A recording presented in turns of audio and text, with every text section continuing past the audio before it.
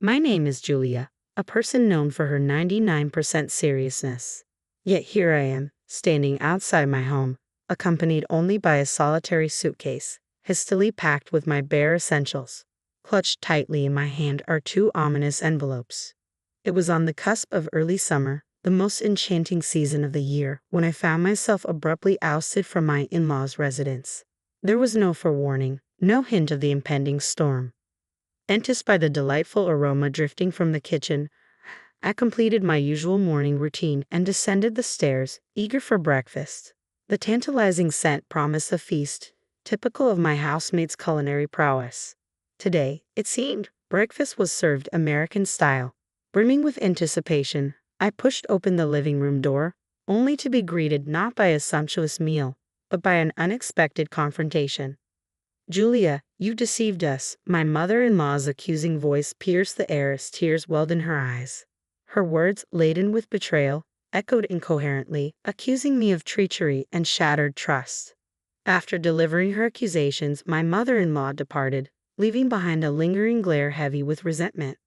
Meanwhile, my father-in-law remained, his gaze burning with simmering fury. "What's going on?" It was all I could muster, my confusion mounting.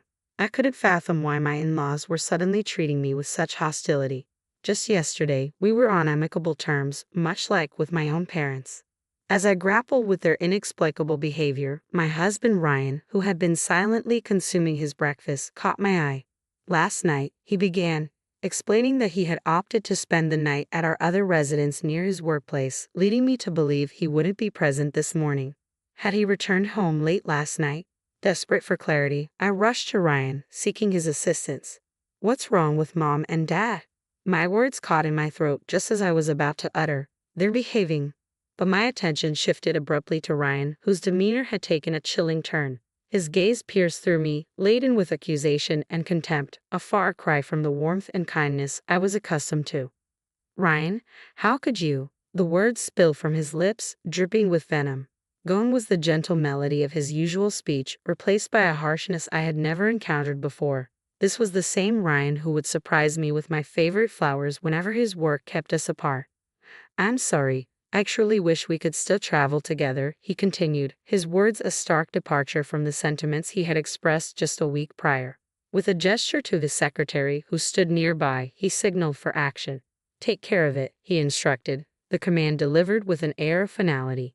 "You've finally done it, Julia, haven't you?" His accusation hung heavy in the air, stabbing at my core.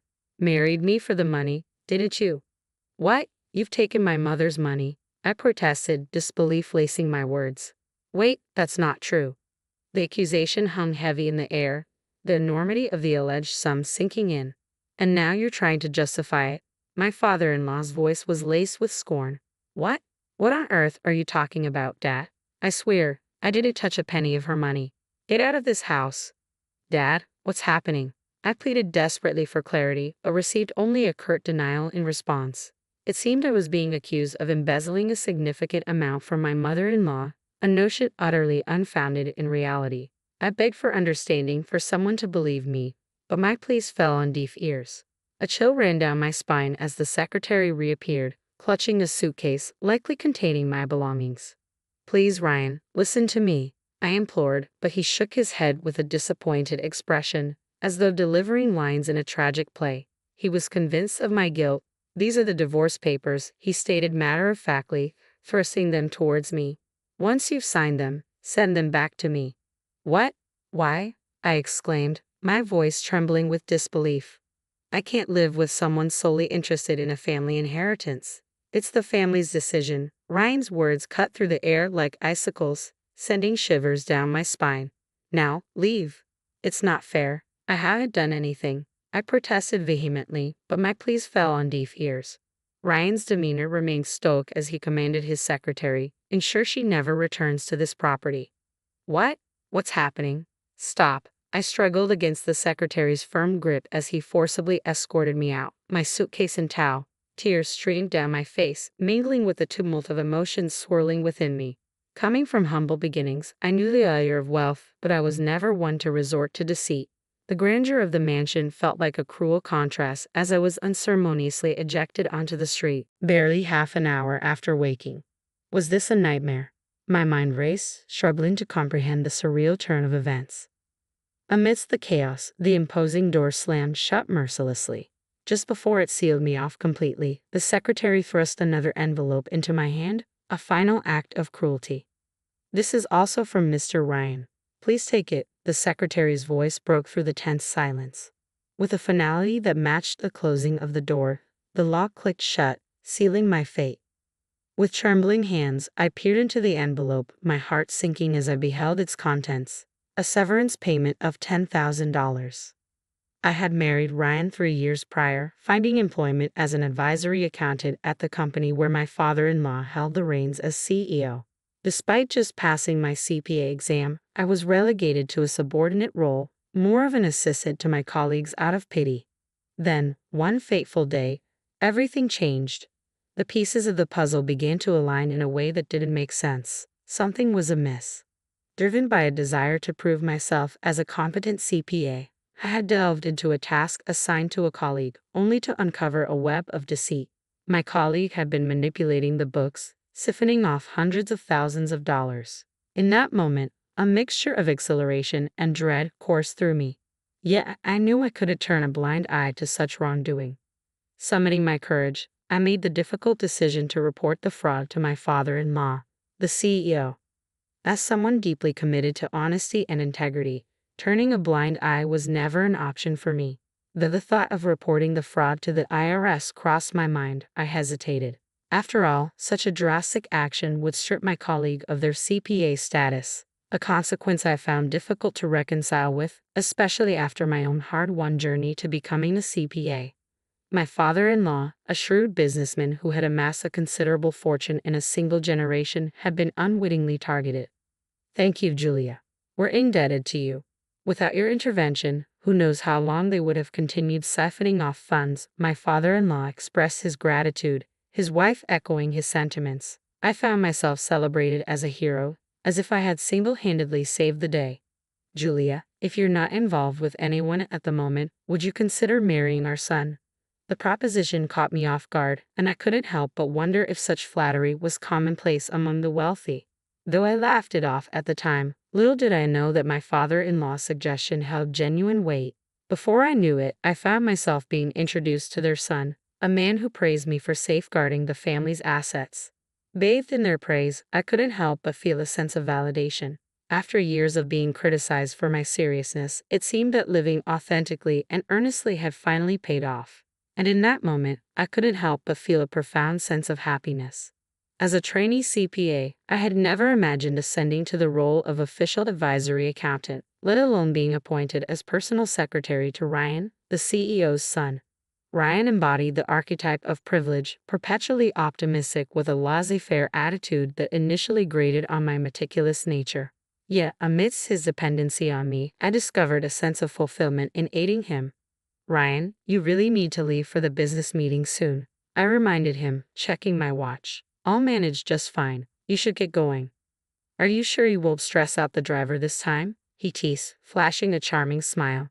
"I've got everything under control," I assured him, ushering him towards the door. Perhaps he appreciated my attention to detail more than I had realized. Our relationship evolved from professional to romantic, much to the delight of my father-in-law, who had harbored hopes of our union. The wedding was met with resounding approval, and for 3 years, the dynamics between Ryan, myself, and my in-laws remained largely unchanged. The most significant shift came with my father-in-law's decision to pass the company's reins to Ryan. As preparations for his ascent to the boardroom accelerated, my mother-in-law and I found ourselves immersed in a whirlwind of meetings and social engagements. Tonight was meant to be no exception, with a business partner's anniversary party on the agenda. Instead, I found myself alone in a sterile hotel room, a stark departure from the anticipated festivities. In the heat of anger and frustration, the thought of retreating to my parents' home briefly crossed my mind. But the notion didn't sit right with me. If Ryan wanted a divorce, so be it. But as someone who prides herself on honesty and sincerity, leaving under a cloud of suspicion was unthinkable. Seated on the bed, I revisited the contents of the envelope. divorce papers, and a severance payment. Despite the wave of emotions threatening to overwhelm me, I fought to maintain composure. I needed clarity. With a steadying breath, I closed my eyes and reaffirmed to myself, I haven't taken a penny of my mother-in-law's money. That's a fact. If not me, then who? The rush of excitement and fear surged once more. Gathering the bundle of $10,000, I resolved to make good use of it. After a quick touch-up of my makeup, I made my way to the private detective's office. A week later, my phone rang. We have the results of the investigation. I arrived at the office greeted by a stack of papers on the reception table. The report, thicker than anticipated, sent a shiver down my spine as I flipped through its contents, my hands trembling with anticipation. What? Ha! Each revelation in the report left me reeling, my head spinning as I absorbed the shocking truth. Exiting the building, I was greeted by an unpleasantly brisk breeze, a stark contrast to the turmoil swirling within me. Collapsing beneath the shade of a nearby street tree, I grappled with the weight of the newfound knowledge. Passers-by cast curious glances my way, oblivious to the internal battle raging within me.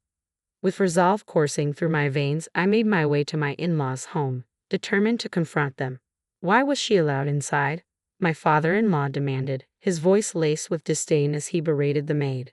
Taking a deep breath, I stepped forward, presenting the signed divorce papers. I've brought these, I stated firmly. You instructed me to mail them. If you seek a divorce, I won't stand in your way. But I refuse to be labeled a thief, I continued, my voice unwavering. Snatching the papers from my grasp, my father-in-law turned to leave. But I refused to let him go without a final declaration. I demand an apology from all of you, I asserted, my words echoing through the room. If you're unwilling to acknowledge your wrongdoing, I'm prepared to pursue this matter in court. As the prospect of legal action loomed, my father-in-law halted in his tracks. I was pleased when you accepted me, despite my humble background. I held genuine affection for you and your mother-in-law, he confessed, his voice tinged with remorse. Summoning my courage, I drew in a deep breath, my fists clenched at my sides. Then, with a measured exhale, I spoke. I'm telling you, I'm innocent. Do you understand? Let me be clear. I didn't do anything, I reiterated, striving to maintain composure. What? What do you mean? I didn't. My mother-in-law's voice, seemingly emerging from the shadows, pierced the tense atmosphere with confusion etched across her features. I mean exactly what I said, I affirmed, extracting the investigation report from my bag and passing it to her. Please take a look. What? What's this? What's going on? Their eyes widened as they devoured the contents of the report, their expressions teetering on the brink of disbelief.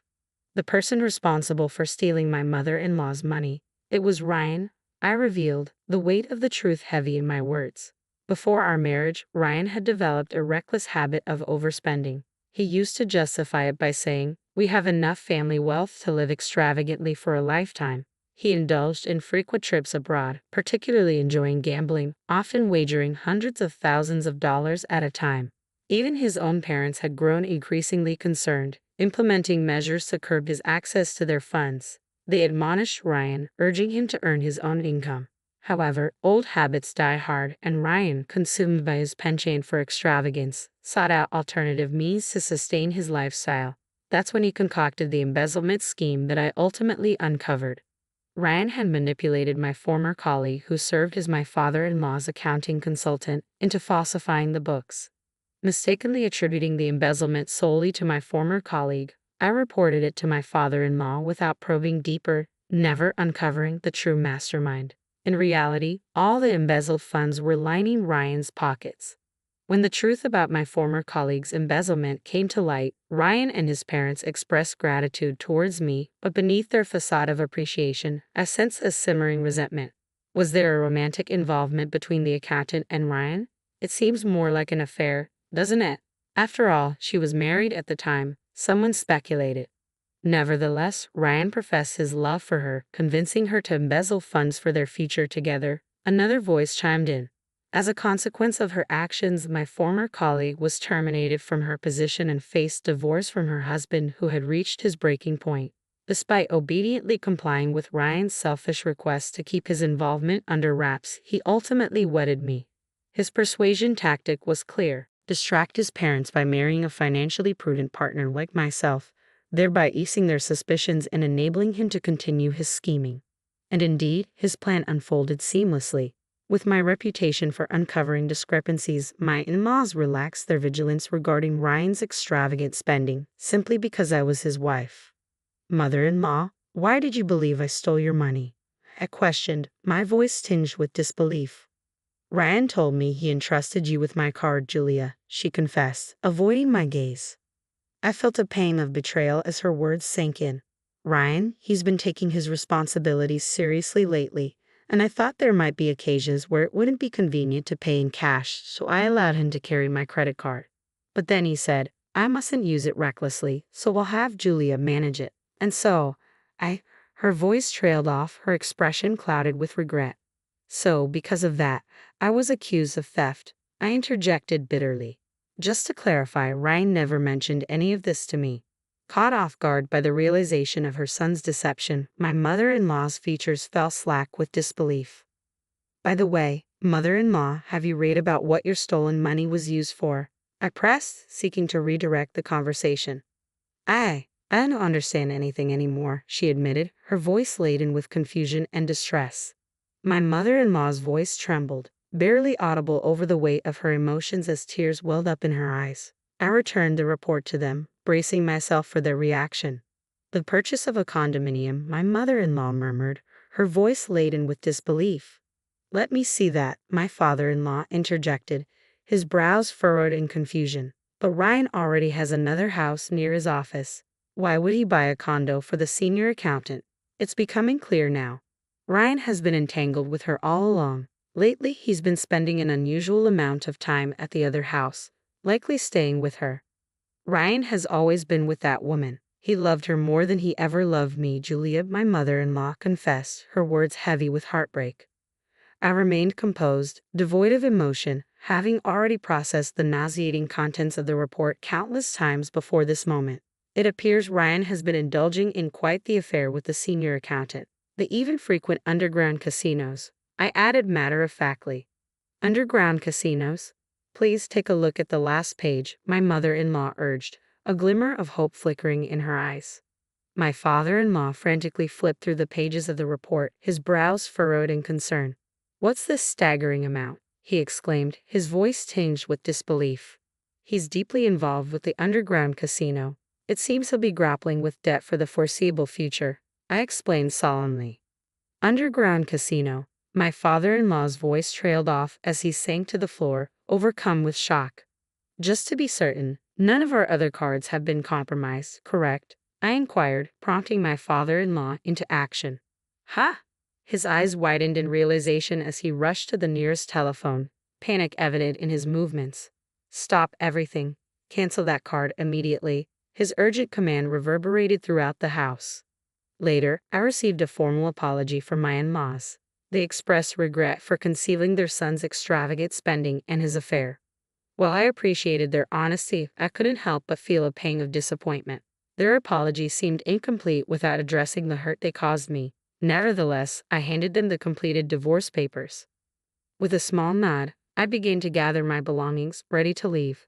But as they pleaded for me to stay, their sudden change in demeanor caught me off guard. Just a week ago, they had treated me like a criminal. "I'm sorry, but isn't it a bit late for that?" I interrupted, my voice tinged with frustration. "I loved you both and considered you family, but you disregarded my feelings and opinions.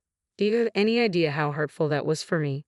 Despite my efforts to remain composed, a solitary tear betrayed my emotions, quickly followed by a cascade of tears streaming down my cheeks. "Julia." The divorce papers lay before us, a stark reminder of the irreparable rift between us. "This divorce is what your son desires. Shouldn't we respect his wishes?" It was evident that he had moved on with someone else. After composing myself and injecting a final touch of sarcasm, an abrupt alarm pierced the silence, jolting us all. Startled by the sudden noise, I furrowed my brow in confusion, only to have my father-in-law grasp my wrist urgently. "Hey, what's going on? What are you doing?" I questioned, taken aback by his sudden urgency. "You should come too, honey," he insisted, leading me outside to the garden. There, the gate that had shut me out just a week ago stood before us, and we heard a voice from the other side. "Hey, the gate won't open. Is anyone home?" Ryan's frustrated voice echoed through the gate, followed by the sound of him banging on it vigorously. What's happening? My car won't start either. This is ridiculous. Ryan's frustration was palpable as the annoying alarm persisted, refusing to cease its blaring. Listen closely, Ryan, my father-in-law began, his tone firm and unwavering. Huh? Dad, can you hear me? My key isn't working. Can you unlock it from your side? Ryan's voice crackled through the intercom, tinged with confusion. I told you to listen, Ryan, my father-in-law's voice boomed over the intercom. What? What's going on? Ryan's tone faltered, sensing the shift in his father's demeanor. You have no right to open this gate, my father-in-law declared firmly. What? Why would you say that? Ryan's voice rose in disbelief. Isn't it obvious? I didn't think you could be so oblivious. We're aware of everything. All of it, my father-in-law continued, his voice unwavering. Is Mom there too? Ryan's voice trembled with uncertainty. Ryan, Julia meant the world to us. But you're a different story. We want nothing to do with you ever again, my father-in-law declared resolutely. What? What's happening? Mom, are you there? Please say something, Ryan pleaded desperately. We know that you framed Julia. We know about the embezzlement. We know about your affair and your debts. We know everything, my father-in-law stated, his voice filled with conviction. Wait a minute. Where did you get such absurd ideas? Stop spreading lies. Ryan's voice cracked with indignation. Ryan's frantic protests continued, but to no avail. Anxiety gnawed at me as I wondered if his parents would be swayed by his words and doubt me once again. However, my fears were unfounded. I trust Julia. So do I, Dad, his mother interjected firmly. Mom, Ryan's voice wavered, betraying his disbelief. We sincerely apologize. Julia, would you please consider taking my position? His father implored. What? Hey, is Julia there too? Ryan's voice erupted in anger, reverberating through the air. He seemed to be causing quite a commotion. However, his resistance was short-lived as security personnel arrived to calm him down. In the end, I agreed to my father-in-law's proposal, but with one condition: I will always be honest. Can you trust me unconditionally? They both nodded solemnly. A year later. Do you really think I'm cut out for this executive role? I hesitated, lingering in front of the executive office door. My father-in-law gave me a reassuring pat on the shoulder. Despite my divorce from Ryan, I still addressed the CEO as Dad, as we had mutually agreed upon. Julia, what our company truly needs is someone with your integrity and sincerity. It's a perfect fit for you, don't you think? He offered, his smile warm and encouraging. However, I couldn't resist a slightly mischievous question. Do you ever regret letting Ryan go? He should be the one stepping into this role, shouldn't he? Since the incident, my in-laws had distanced themselves from Ryan. Initially, he would often come pleading for financial assistance, but once he realized they wouldn't comply, he stopped. The son who had vanished under the weight of enormous debt. I wondered if he was still with that senior. Ryan let out a small, lonely sigh, but Ryan isn't the one meant for this position. The responsibility was too much for him. We're the ones to blame for indulging him too much, my father-in-law admitted. Dad, I murmured sympathetically. Hey, don't look so disheartened. Stand tall and proud, he encouraged. Yes, I replied with newfound determination, reaching for the handle of the executive office door. As it swung open effortlessly, I stepped inside, ready to embrace my new role.